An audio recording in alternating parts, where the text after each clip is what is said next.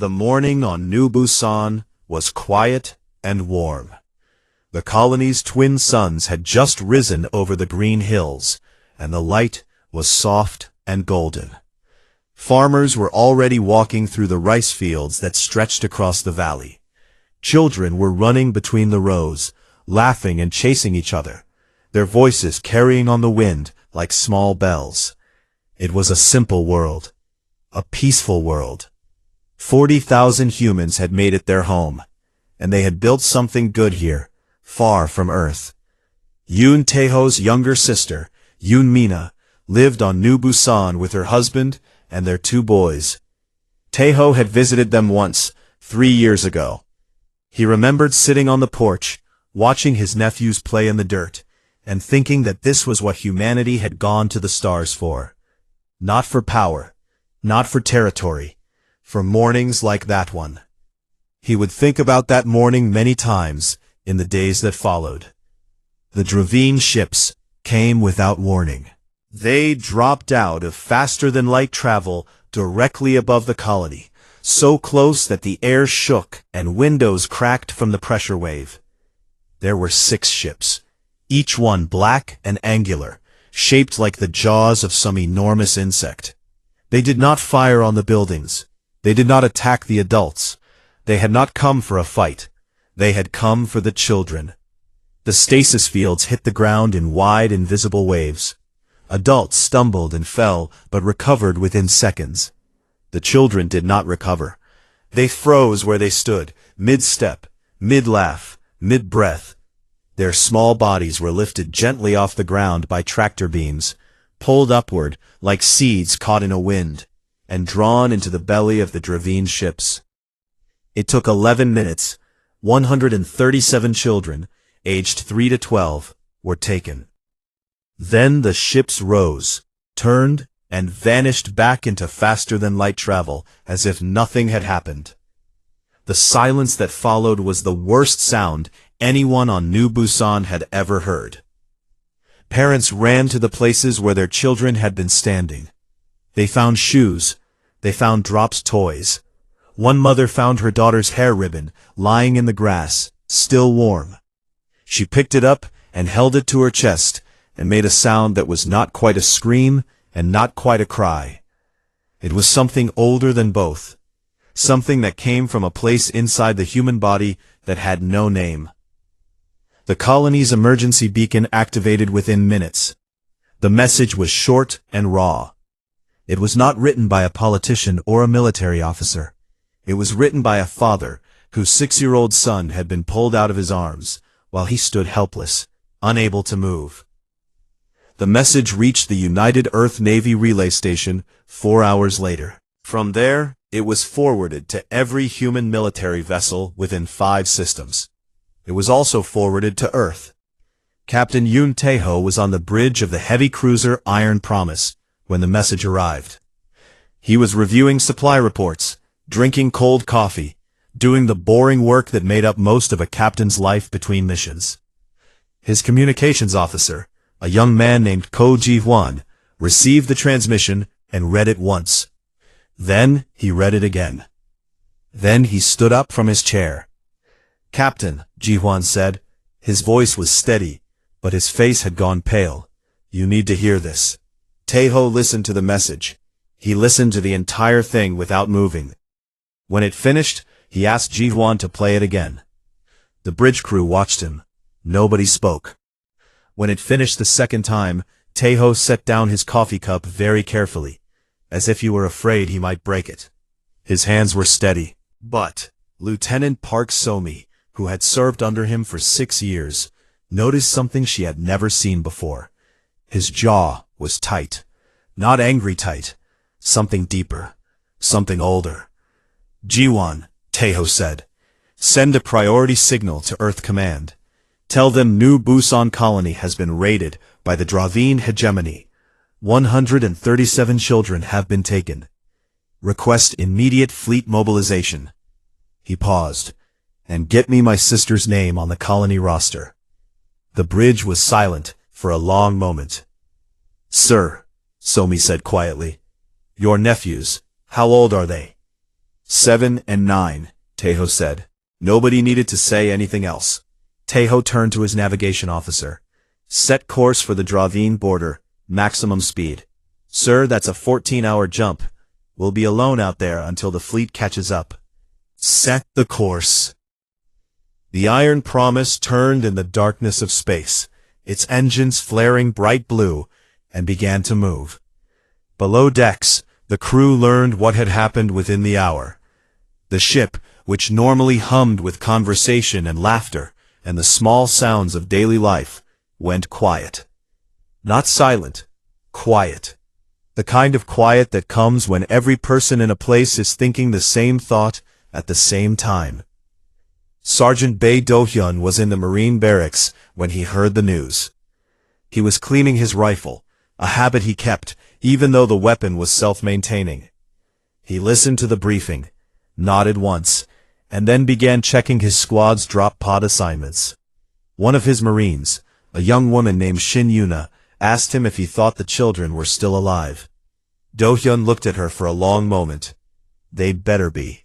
And the way he said it made it sound less like hope and more like a warning aimed at something very far away.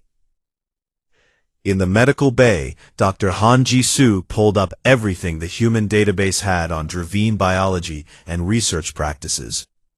She read for 3 hours straight. When she finished, she closed the files, pressed her hands flat on the table, and sat very still for a long time. Then she began preparing her surgical kits. She prepared twice as many as regulations required. On the bridge, as the stars stretched into bright lines, and the Iron Promise jumped to faster-than-light speed, Tejo sat in his chair and stared at the view screen. Somi brought him fresh coffee. He did not drink it. "Log the heading, Lieutenant," Tejo said quietly. "And tell the crew to skip dinner. We won't have the stomach for it, not until we bring them home." The Galactic Concord was the largest political body in known space. Over 300 species sent their representatives to the great station that orbited a dying star at the center of civilized territory. The chamber itself was enormous, a half-circle of tiered seats rising up like the inside of a shell, filled with beings of every shape and color and biology. They came here to argue, to trade, to make agreements that held the galaxy together in something that looked like peace. Ambassador Kwan Nari had served as Earth's voice in this chamber for 9 years. She was a small woman with silver-streaked hair and a calm face that rarely showed emotion. Other diplomats often mistook her politeness for weakness. They learned, usually once, that this was a mistake. When she walked to the central platform that morning, the chamber was buzzing with conversation. Most delegations had heard rumors about the New Busan incident, but few had paid much attention. Border raids happened. Species took things from other species. It was the way of the galaxy. Unfortunate, but not unusual. Nari waited for silence. It took longer than she liked. She used the time to look around the chamber, making eye contact with as many alien faces as she could. When the noise finally faded, she spoke. 3 days ago, she said, the Dravine hegemony conducted a raid on our colony world of New Busan. They did not come for resources. They did not come for territory. They came for our children. She let that word hang in the air for a moment. 137 human children, the youngest of whom was 3 years old, were taken from their homes using military-grade stasis technology. Our intelligence indicates they were transported to a Dravine research facility designated Crucible 9, where they are being used as biological test subjects for a weapons development program. Holographic images appeared in the air above her. Medical scans of the colony. The stasis field burn marks on the ground where children had been standing. A list of names and ages, scrolling slowly. The youngest, a girl named Cha Eun-ji, was 3 years and 4 months old. Some delegates shifted uncomfortably. A few leaned forward. The Pelori counselor, a tall avian being named Renva, watched the human delegation in the gallery seats behind Nari. She noticed something that made her feathers tighten against her body. The humans sitting there were not crying. They were not shouting. They were sitting perfectly still, with their hands folded, watching the proceedings with faces that showed absolutely nothing. Renva had studied humans for decades. She knew that when humans went quiet like this, it did not mean they were calm. It meant something very different. I am formally requesting, Nari continued, that the Galactic Concord authorize a joint military operation to retrieve these children and hold the Dravine hegemony accountable for this act of aggression against a sovereign species. The debate that followed lasted 4 hours. The Dravine representative, a clicking insectoid creature, argued that the children were taken under the hegemony's rights of biological acquisition, an old and disputed legal framework that allowed powerful species to collect genetic samples from lesser ones. Several other delegations argued that provoking the Dravine, who had one of the largest fleets in the galaxy, was too dangerous. In the end, the Concord voted. The result was what Nari had expected, but hoped against. 212 species voted to open diplomatic channels with the Dravine. 41 voted for military action. 67 abstained. Diplomacy. Talking. Letters and meetings, while children sat in stasis pods inside an alien laboratory. Nari stood at the podium for a long moment after the vote was announced. She looked down at her notes, then up at the chamber. She smiled. It was a small, polite smile, the kind she gave at formal dinners when someone said something foolish. Then let the record show, she said, that the Galactic Concord chose diplomacy. She paused. And let the record also show that Earth did not.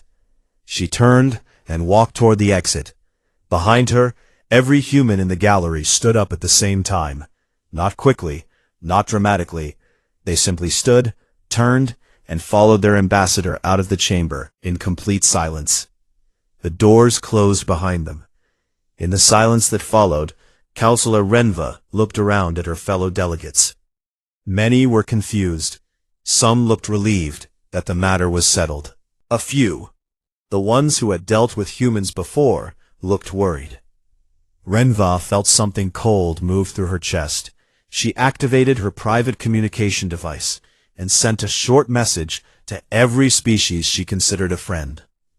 Stay out of the space lanes between human territory and Dravine space. Do it now. Do not ask me why. Meanwhile, aboard the Iron Promise, the crew was preparing for war. Dr. Han Jisoo stood in front of the assembled officers and explained in simple medical terms what the Dravine likely wanted the children for. The Dravine had discovered that human DNA had a rare adaptive quality, the ability to bond with almost any biological system. If they could unlock this quality, they could build weapons that would work against any species in the galaxy. The children were not prisoners, they were ingredients. When Jisoo finished speaking, the room was so quiet that the hum of the ship's engines sounded loud. Then, Sergeant Bae Do-hyun raised his hand. Jisoo nodded at him. "Doc," he said, "just one question. Do we have enough drop pods?" Captain Taeho received a message from Earth Command that evening. He read it twice, then read it aloud to his bridge crew. The entire 7th Fleet was being mobilized. 32 warships, 4 carriers, 12 troop transports. Every available marine unit in the sector was being loaded and launched. It was the single largest military deployment in human history since the species had reached the stars. Taeho closed the message and looked at Somi. "They're not messing around," she said. "No," Taeho replied. "They're not." That night, Counselor Renva sent Nari a private message. "What are you going to do?" Nari's reply came in seconds. "Whatever we have to." Renva read the message 3 times. Then she poured herself a drink, sat by her window, and watched the stars. Somewhere out there, she knew, human ships were moving through the dark, and the galaxy was about to learn something it would never forget. The Dravine border was marked by a line of automated defense stations stretching across 3 light-years of empty space. Behind that line sat 60 warships, each one bristling with weapons, arranged in a tight formation that had stopped a dozen species from ever pushing further. The Dravine had held this border for 2 centuries. Nothing had ever broken through. Captain Yoon Tae-ho stood on the bridge of the Iron Promise and studied the formation on his tactical display. The 7th Fleet had arrived over the past 6 hours, ship after ship, dropping out of faster-than-light travel and falling into position behind him. 32 warships, 4 carriers, 12 transports full of Marines who had volunteered for this mission, every single one of them. There had been no shortage of volunteers. There had been a waiting list. The Dravine border commander sent a transmission the moment the fleet assembled. The translation came through flat and mechanical, as Dravine's speech always did. Human vessels, you have entered hegemony-controlled space. Turn back or be destroyed. You have been warned. Tae-ho looked at the message for a moment. Then he opened a channel, not to the border fleet, but to every frequency he could reach. Every Dravine ship, every station, every relay buoy, and every civilian receiver within range. This is Captain Yoon Tae-ho of the United Earth Navy, he said. His voice was calm and even. You took 137 of our children from the colony of New Busan. You have 12 hours to return them, unharmed and alive. Every hour past that deadline, we will dismantle one of your systems. This is not a negotiation. The clock starts now. He closed the channel. The bridge was silent. Deep inside Dravine space, Overmind Tulak received the transmission in his command chamber. Tulak was old, even by Dravine standards. He had ruled the hegemony for 40 years and had never once been seriously challenged. He had taken resources from a dozen species. He had crushed rebellions. He had built the largest bioweapons program in the galaxy. The idea that a mid-tier species like humanity would threaten him was, to his mind, almost funny. He sent his reply through the border commander. The specimens are hegemony property. Your threats are noted and dismissed. Withdraw, or your fleet will be added to our collection. 12 hours passed. Tae-ho did not send another message. He did not need to. At hour 13, the 7th Fleet moved forward. The Dravine border fleet opened fire immediately. The space between the two forces lit up with weapons fire so dense it looked like a solid wall of light. The first human ship to take a direct hit was the destroyer Brave Moon. The blast tore through its forward armor and killed 11 crew members. The Brave Moon did not pull back. It kept firing, kept moving, kept pushing forward with smoke pouring from its hull. This was the thing the Dravine had not understood. Most species in the galaxy design their ships for short fights. A few exchanges of fire, a show of strength, then a retreat and negotiation. That was how war worked. It was civilized. It was rational. Humans did not design their ships that way. Human ships were built with triple-layered armor, redundant power systems, backup bridges, and sealed compartments that could keep fighting even if half the ship was destroyed. Human ships were designed by a species that had spent its entire history fighting itself, and they were built on one simple principle: keep going. The Dravine border fleet was larger. It had more guns, more ships, more firepower on paper. But paper does not fight wars. Within the first 2 hours, the Dravine realized something was wrong. They would hit a human ship, damage it badly, and expect it to withdraw. It did not. They would destroy a weapon turret, and the ship would rotate to bring another one to bear. They would knock out engines, and the ship would use maneuvering thrusters to keep itself in the fight. Lieutenant Park So-mi coordinated the battle from her station with a focus that bordered on mechanical. She tracked every ship, every weapon, every angle of fire, and fed targeting data to the fleet in real time. When one of the carriers reported damage to its flight deck, she rerouted fighter launches through another carrier without missing a beat. When a Dravine destroyer tried to flank the formation, she had 3 ships waiting for it. 6 hours after the battle began, the Dravine border fleet broke. Not all at once, but in pieces. Ships began pulling back, then turning, then running. The formation that had held for 2 centuries collapsed in a single afternoon. The human fleet lost 4 ships. 914 crew members died.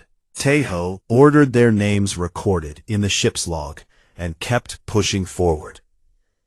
The research station Crucible 9 was hidden inside an asteroid field, deep behind the former borderline. It was not designed to withstand a military assault. It was a laboratory, staffed by scientists and guarded by a small security force. When the Iron Promise and its escort group arrived, the station's commander tried to send a distress signal. Somi jammed it. Sergeant Bae Do-hyun led the boarding team. 12 drop pods launched from the Iron Promise and punched through the station's outer hull like needles through cloth. The Marines poured into the corridors in full combat armor, moving fast and hard. The Dravine security forces fought back, but they were lab guards facing frontline Marines who had just watched friends die. The fight lasted 20 minutes. Do-hyun found the children on the station's lowest level. They were in rows of stasis pods, lined up like products on a shelf. Most were still frozen, their small faces locked in whatever expression they had worn when the stasis field hit them. Some were smiling, some looked scared. One boy, barely 4 years old, had his hand reaching out, as if he had been trying to hold on to something when they took him. Do-hyun stood in front of that pod for 3 seconds. Then, he activated his communicator. "Captain, we found them. Most are alive." He paused. "Some of them have been cut on, sir. They've been taking samples." On the bridge, Tejo closed his eyes for one moment. Just one. "Get them out. All of them. Dr. Jisoo is standing by." The extraction took 2 hours. Jisoo worked in the Iron Promise's medical bay as the children were brought in one by one. She checked vitals, treated wounds, and stabilized the critical cases with hands that were steady and sure. 11 children were in serious condition. 3 had infections from the Dravine sampling procedures. One little girl had a fever so high her skin was hot to the touch. A young Marine carried a boy into the bay and set him gently on a bed. The boy was still half-conscious from the stasis and was crying softly, calling for his mother in Korean. The Marine stood there, looking down at him, and his jaw worked like he was trying to swallow something that would not go down. "Move along, soldier," Jisoo said quietly. "I've got him. Go get the next one." The Marine nodded and left. Jisoo looked down at the boy, brushed the hair from his face, and whispered, "You're safe now. You're safe." When the last child was aboard, the Iron Promise pulled away from Crucible 9. Behind them, the escort group fired on the station until nothing remained but dust and twisted metal. But Captain Tejo did not order the fleet to turn around. The navigation officer looked at him, waiting for the order to head home. It did not come. "Sir?" Somi asked. "We're not done," Tejo said. "Set course for the Dravine core systems." The fleet moved deeper into enemy space, and the galaxy held its breath. The galactic communication networks had never carried so much traffic. Every species with a receiver was watching. Every intelligence agency, every military command, every diplomat and trader and journalist in civilized space was asking the same question. Why had the humans not stopped? The children were safe. The research station was destroyed. By every rule of galactic warfare, the conflict was over. A species retrieved its stolen citizens, destroyed the facility responsible, and went home. That was how it worked. That was how it had always worked. But the Seventh Fleet was not going home. It was pushing deeper into Dravine territory, past the broken borderline, past the outer colonies, heading straight for the core systems where the hegemony kept its shipyards, its weapons factories, and its seat of power. Counselor Renva watched the fleet's movement on her private display, and felt her feathers press flat against her skull. A Pelori fear response she had not experienced since childhood. She opened a channel to Ambassador Quan Nari. It took several attempts before Nari answered. "Ambassador," Renva said, "you have your children. 137 human juveniles, recovered and alive. The galaxy recognizes this as a successful retrieval operation. Why has your fleet not withdrawn?" There was a pause. When Nari spoke, her voice was the same calm, measured tone she used in the Concord chamber. But retrieval was only the first objective. What is the second? Making sure this never happens again. To anyone. Renva was quiet for a moment. "Ambassador, the Concord will not support an invasion of Dravine core space. This will be seen as aggression far beyond a proportional response." "I understand," Nari said, "and I want you to consider something, Counselor. The Dravine have been taking biological samples from other species for over a century. Your own people, the Pelori, lost a research vessel 12 years ago near Dravine space. The crew was never found. The hegemony claimed no knowledge. Do you believe them?" Renva did not answer. She did not need to. They both knew the truth. "We are not doing this only for ourselves," Nari said. "We are doing this because nobody else can. And because if we stop now, the Dravine will learn one lesson, that they can take children and survive. We will not teach them that lesson." The channel closed. Deep inside Dravine space, the 7th Fleet reached the first core system.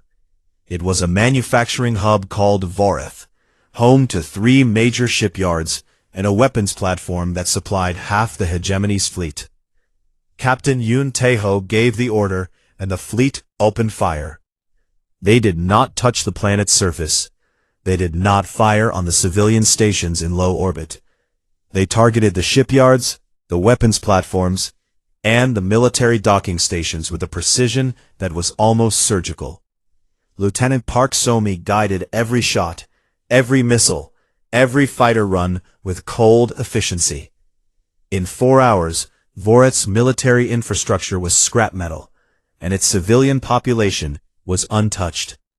The fleet moved on. The second system fell in 6 hours, the third in 3, because the Dravine garrison there surrendered before the shooting started. Word was spreading through the hegemony faster than the fleet was moving. The humans were coming, and they were taking apart everything the military had ever built. Overmind Tulak sat in his command chamber on the Dravine homeworld, and for the first time in his long reign, struggled to control his thoughts. The humans were not behaving the way species were supposed to behave. They had won. They had their children. They should be satisfied. They should be negotiating terms. Instead, they were dismantling his empire piece by piece, and they were doing it without rage, without cruelty, without any of the wild emotion that other species showed in war. They were doing it the way a surgeon removes a disease, carefully, completely, without hesitation. He tried to rally the Galactic Concord. His representatives stood before the chamber and called the humans unhinged warmongers, a species drunk on violence, a threat to galactic stability. He demanded intervention. The chamber listened. Then, one by one, species began to speak. The Pelori noted their missing research vessel. The Thari mentioned 3 colony ships that had disappeared near Dravine space over the past 50 years. The Un, a small and quiet species that rarely spoke in the Concord at all, presented evidence that the Dravine had been harvesting genetic material from their outer settlements for decades. Nobody voted to help the Dravine. Nobody even proposed it. The hegemony's representative stood alone in the center of the chamber, clicking in fury, and was met with silence. Captain Tejo reached the Dravine homeworld's outer system on the 9th day. The hegemony's home fleet, its last line of defense, was waiting. It was large, over 100 ships, but many of them were old. The best ships had already been destroyed at the border and in the core systems. What remained was a fleet built on fear and reputation, and both of those were gone now. Tejo did not attack. Instead, he broadcast a message on every channel the Dravine homeworld could receive. Every military frequency, every civilian band, every personal communication device on the planet. This is Captain Yoon Tejo of the United Earth Navy. I am addressing the government and people of the Dravine hegemony. You will surrender your entire biological weapons program and all materials related to it. You will hand over every military and scientific officer involved in the abduction of human children from the colony of New Busan. You will pay reparations to every species from which you have taken biological samples without consent, and you will do this within 48 hours. He paused and let the silence carry the weight of what came next. If you do not, we will ensure that the Dravine hegemony never has the capability to harm anyone's children again. Not ours, not anyone's. You have seen what we have done to your border fleet, your shipyards, and your weapon stations. Understand that we have not yet used our full strength. You have 48 hours. Use them wisely. The channel closed. The Dravine homeworld went quiet. For the first time in its history, the hegemony was afraid. Aboard the Iron Promise, the hours passed slowly. Park Somi found Tejo alone in his quarters, staring at his console. On the screen was a photograph. 2 boys, 7 and 9, smiling at the camera with dirt on their faces and grass in their hair. Behind them, green hills and alien sunlight.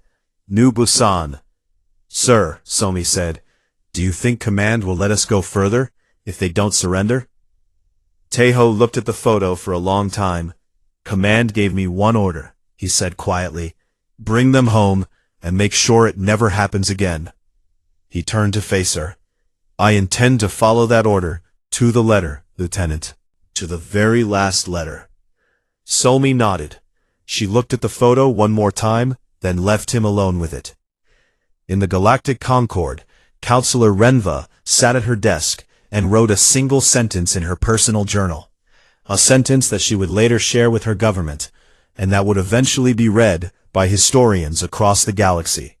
She wrote, Today I learned that the humans do not have a word for enough when it comes to their children.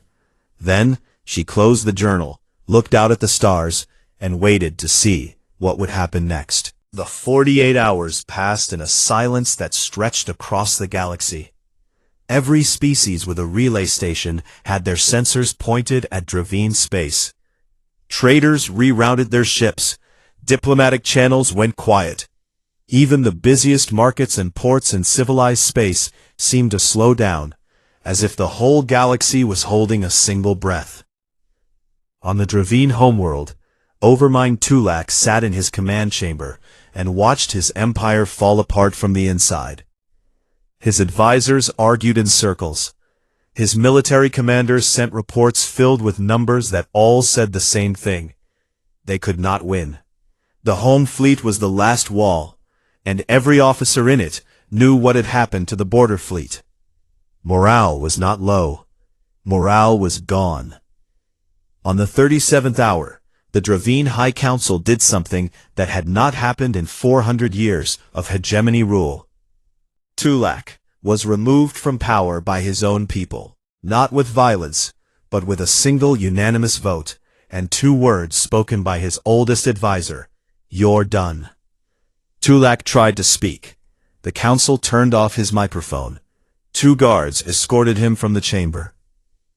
He had brought the greatest military power in his region of the galaxy to the edge of extinction, because he had called the kidnapping of 137 children a minor acquisition. His name would be remembered, but not the way he had wanted. The new Dravine government sent their surrender before the deadline. They agreed to every term. The biological weapons program was dismantled. Human and allied inspectors were allowed onto every research station in the hegemony. What they found in some of those stations would be sealed in classified files for years, not because the information was dangerous, but because it was so disturbing that releasing it would have caused a public fury that even Earth's government was not prepared to manage.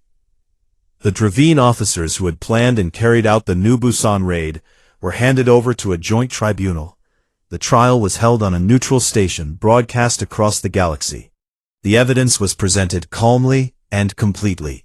Footage from Crucible 9, medical records of the children, communication logs showing that the Dravine command had known exactly what they were taking and why. Several galactic ambassadors left the chamber during the medical testimony. Counselor Renva stayed. She watched every minute of it. She owed the humans that much, she thought. If they could live through it, she could at least bear witness. The Dravine hegemony's military fleet was reduced to a small self-defense force, barely enough to patrol their own borders. Their shipyards were placed under permanent inspection. The bioweapons program was not just shut down. It was erased. Every sample, every file, every piece of equipment was destroyed under human supervision. The 7th Fleet withdrew from Dravine space 17 days after it had entered. The journey home was quiet. There were no celebrations on the ships. The crew of the Iron Promise moved through their duties with the heavy, tired calm of people who had done something necessary and did not want to think too hard about all of it. 914 of their people were not coming home. 4 ships and their crews were gone. Captain Yoon Tae-ho stood on the bridge as the fleet crossed back into human-controlled space. He received a message from his sister, Mina. Her boys were safe. They had been among the children recovered from Crucible 9. The older one, 9-year-old Yoon Ha-jun, had not spoken for 3 days after being woken from stasis. The younger one, 7-year-old Yoon Si-woo, had cried for 6 hours straight, and then fallen asleep holding his mother's hand, and did not let go for 2 days. Tae-ho read the message, closed his eyes, and breathed.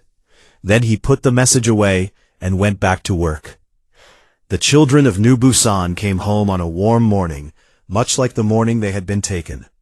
The colony did not hold a celebration. There were no speeches, no flags, no music. There were just families standing at the landing field, waiting. When the transport doors opened and the children walked out, some running, some being carried, some limping on unsteady legs, the only sounds were the sounds of parents calling names and children calling back. One little girl, 5-year-old Cha Eun-ji, the youngest child who had been taken, ran across the field to her father. He dropped to his knees and caught her. She looked up at his face and said, "Appa, why are you crying?" He held her so tightly that she laughed and said he was squishing her. "Because you're home," he said. "Because you're home." Dr. Han Jisoo stayed on New Busan for 3 months after the children returned. She treated their physical injuries, which healed relatively quickly. The psychological wounds were deeper and slower. Some children had nightmares. Some refused to go outside. Some would not let their parents out of their sight. Jisoo worked with each of them patiently, carefully, day after day, until the fear began to fade and something like normal life began to return. She filed a final medical report to Earth Command. The report was detailed, thorough, and written in the same calm professional tone she used for everything. Earth Command read it, classified it, and locked it away. Not because it contained military secrets, but because the descriptions of what had been done to those children would have made every human who read it want to go back to Dravine space and finish what the 7th Fleet had started. 6 months after the crisis, the Galactic Concord passed a new amendment to its charter. It was called the New Busan Accord. The text was simple. The abduction or harmful experimentation on the juveniles of any member species would be considered an act of war against the entire Concord. Not against the victim species alone, against everyone. It passed unanimously. Not a single delegation voted against it. Not a single one abstained. Councillor Renva sponsored the amendment. When asked by a journalist why she had pushed so hard for it, she said, "Because someone showed us what the right thing looked like. We simply followed." That evening, alone in her quarters, she opened her private journal and wrote the entry that would later become famous across dozens of worlds. "I used to wonder what made humans so dangerous. It is not their ships. Their fleet is not the largest. It is not their weapons. Other species have built more powerful ones. It is not their bodies. They are soft, fragile, short-lived things. What makes them dangerous is something else entirely. They have a line. Most species have lines, of course, boundaries they say they will defend. But when those lines are crossed, most species calculate. They weigh the cost. They consider the risk. They negotiate. Humans do not. When you cross their line, something changes behind their eyes, and they stop calculating. They stop weighing. They simply decide that you will never cross that line again. And then they make absolutely sure of it. I have seen what happens when that line is their children. I hope I never see it again." She closed the journal and looked out at the stars. Somewhere out there, a species of soft, fragile, short-lived creatures was going about its evening, cooking dinner, helping with homework, reading bedtime stories, tucking children into bed, and checking the locks on the doors, the way they had done for 100,000 years on a small blue world that most of the galaxy had never heard of. Captain Yoon Tae-ho returned to Earth. On his first day of leave, he visited the memorial wall, where the names of the crew members lost in the campaign were carved in stone. 914 names. He stood there until the sun went down and the lights along the wall came on, casting a soft glow over the letters. A young officer passing by recognized him and saluted. Tae-ho returned the salute but did not leave. He stayed until the stars came out above the memorial, the same stars he had crossed and fought through and bled under. Then he went home to his own children and held them for a very long time. In the centuries that followed, 1,000 species would join the Galactic Concord. Each would be given a cultural briefing on every member race, a document explaining customs, history, strengths, and warnings. The briefings varied in length. Some ran hundreds of pages. The entry for humanity was the shortest of all. It read, "Do not harm their children."